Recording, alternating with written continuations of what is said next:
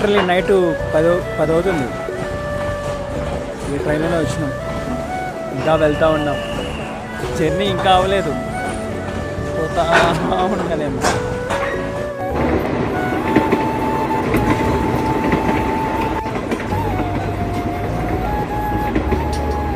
నిశ్శబ్దమైన రాత్రి, పట్టాలపై పరుగులు తీస్తున్న రైలు. వావ్, చల్లని గాలి, మనసును తాకే ఈ ప్రశాంతత ఎంత హాయిగా అనిపిస్తుందో.